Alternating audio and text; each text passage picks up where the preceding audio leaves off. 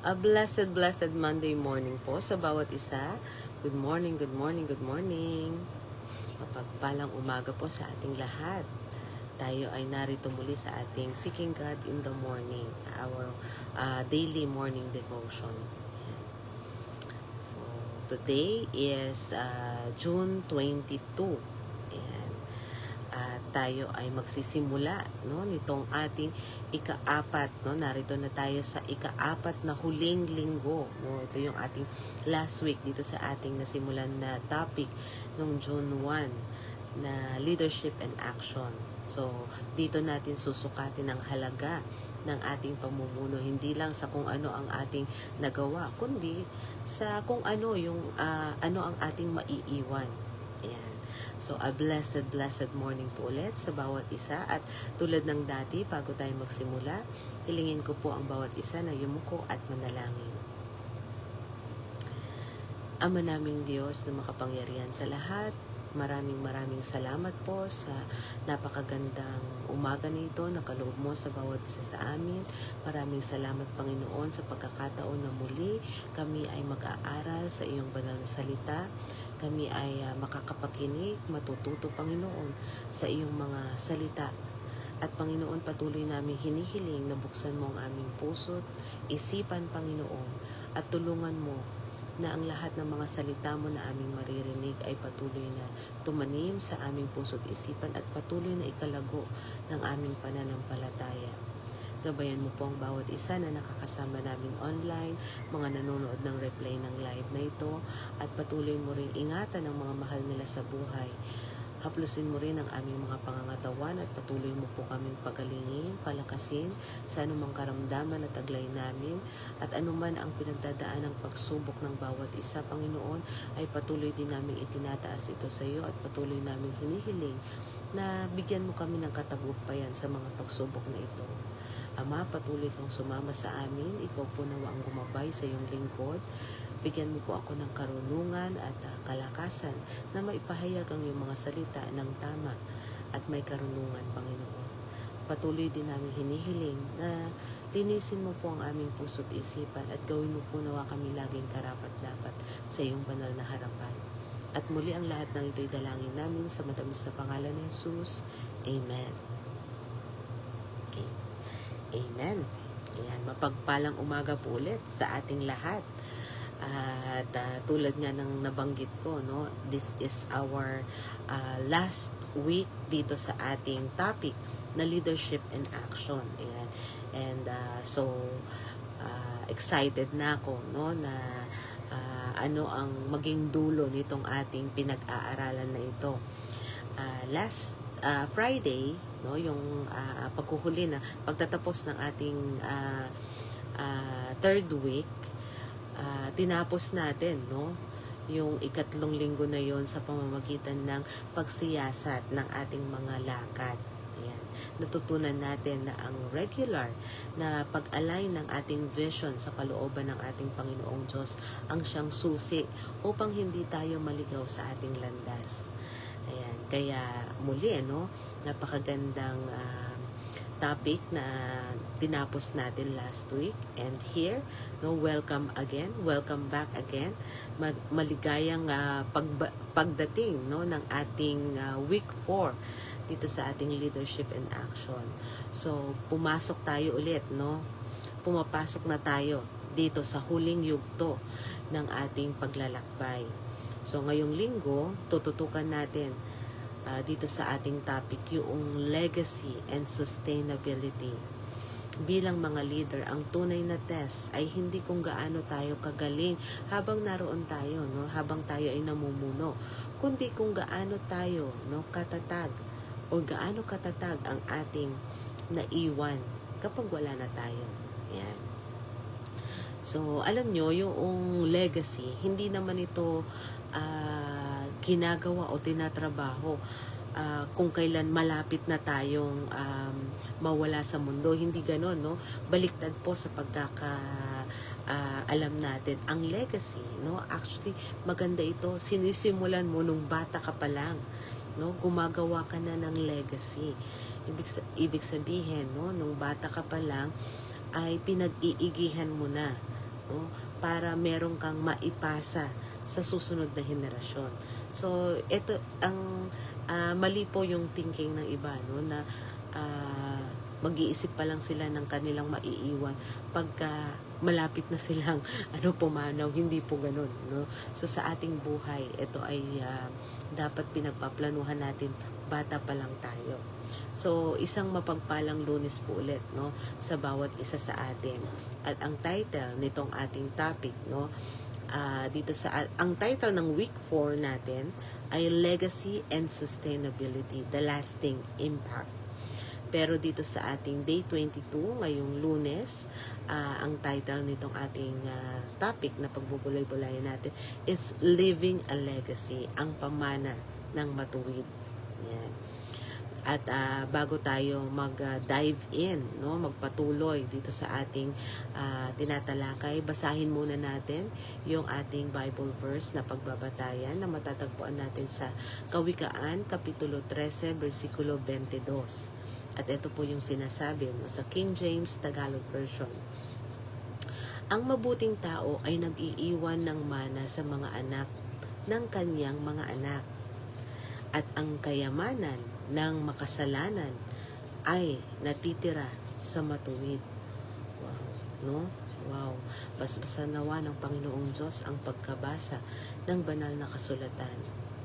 Kadalasan kapag naririnig natin ang salitang mana o legacy, pera o ari-arian agad yung naiisip natin, no, 'di ba? Pero sa leadership and action, ang tunay na legacy ay higit pa roon. Ito ay ang mga prinsipyo, character, no, pananampalataya na itinanim natin, no, sa puso ng mga taong pinamumunuan natin. Gaya ng sinabi dun sa binasa natin kanina sa Kawikaan, ang isang matuwid na tao ay nag-iiwan ng mana hanggang sa apo ng kanyang apo, no? Hanggang sa susunod na henerasyon. Ayan. Merong karugtong yun, no? At yung makasalanan, yung kanyang inipon, no, napupunta doon sa matuwid. Ayan.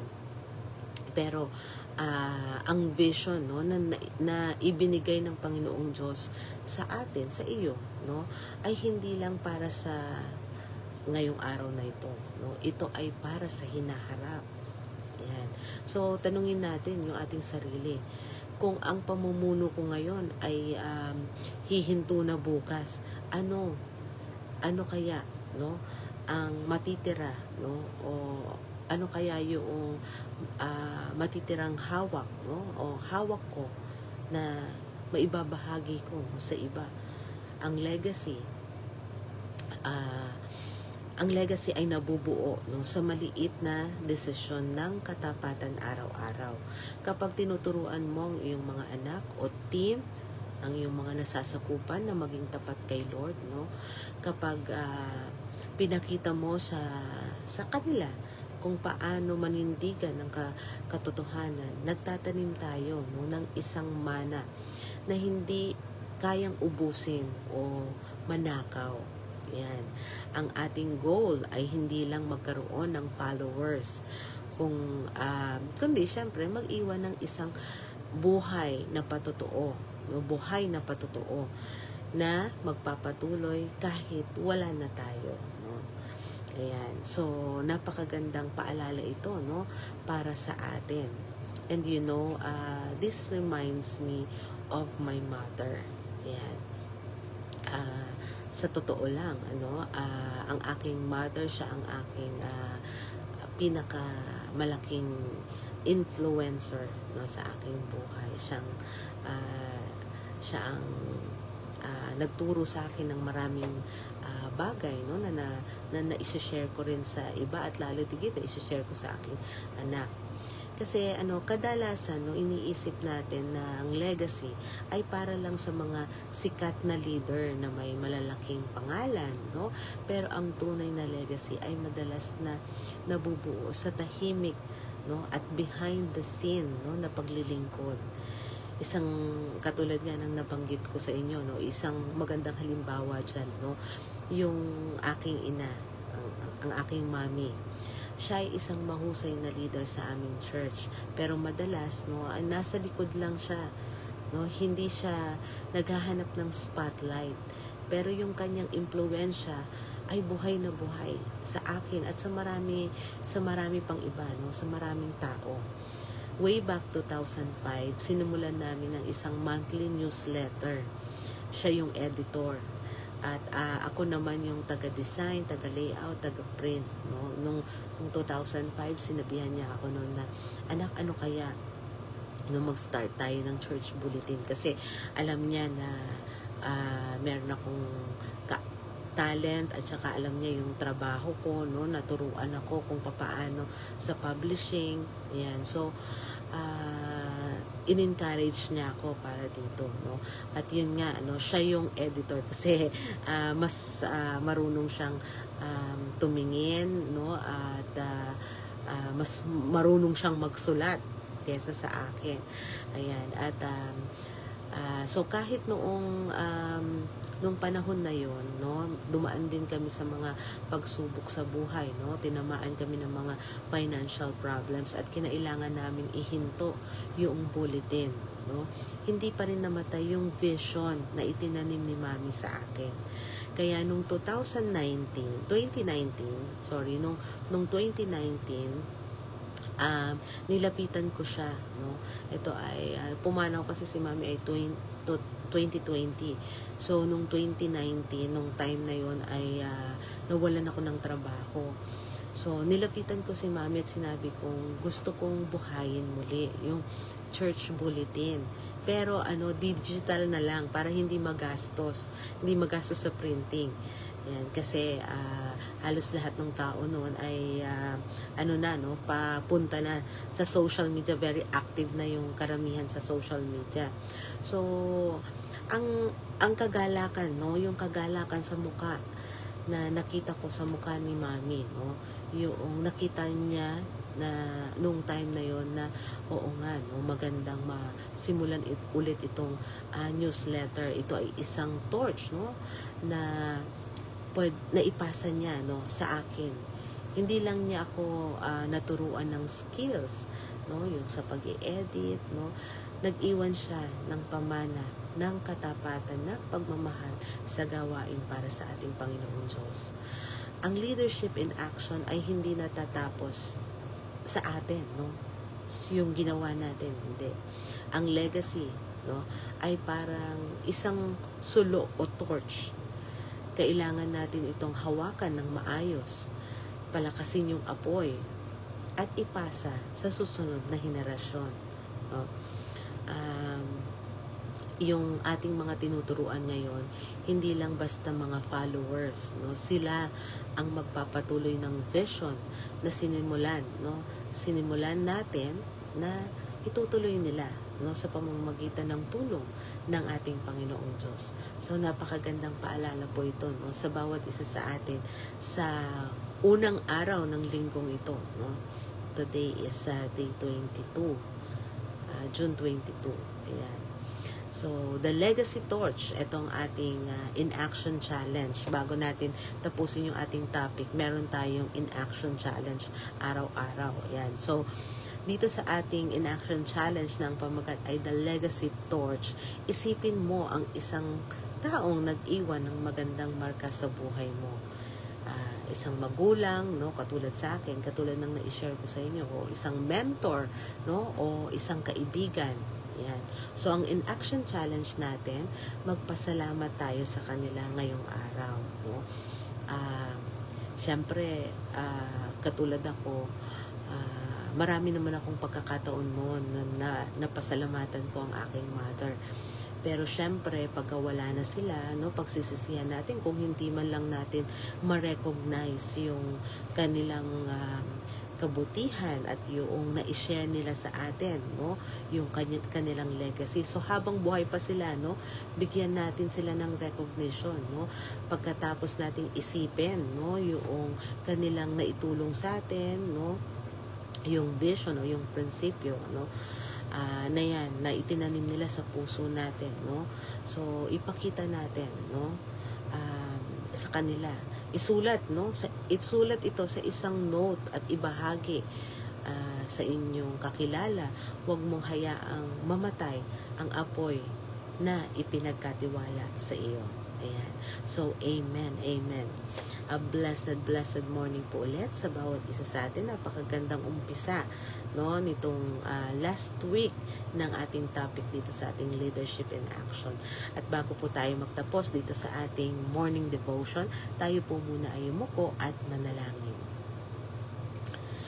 Panginoon naming Diyos na makapangyarihan sa lahat, Ama, muli maraming salamat po sa napakagandang topic na ito na aming napagbulay-bulayan sa pagpapakita mo sa aming Panginoon ng kahalagahan ng legacy na sa ngayon pa lang tulungan mo kami, Panginoon, turuan mo kami na lumakad ng tuwid sa iyong harapan at laging isa-isip namin, Panginoon, kung ano ang magandang bagay na pwede namin iwanan sa mga susunod na henerasyon. Tulungan mo, Panginoon, na ang mga tao na nag-iwan sa amin ng magandang pamumuno, magandang halimbawa na aming dapat sundan ay patuloy na mag-alab sa aming puso at patuloy, Panginoon, na masundan namin ito at maipasa rin namin sa mga susunod pa na mga kabataan at sa susunod pang henerasyon. Ama, bigyan mo kami ng karunungan para magawa ito at kalakasan. At Ama, lagi mo po nawa kaming gawing karapat-dapat sa napakadami mo pong biyaya at pagpapala sa amin. At muli, ang lahat ng ito'y dalangin namin sa matamis na pangalan ni Jesus. Amen. Amen. A blessed, blessed morning po ulit sa ating lahat. And see you again later sa ating evening devotion. And antabayanan nyo po, no, yung ating mga huling mga topic dito sa ating nandito na tayo, no, sa last week. So excited na ako, no, dito sa ating pagtatapos nitong ating topic na leadership in action. So again, to God be all the glory. Take care. God bless.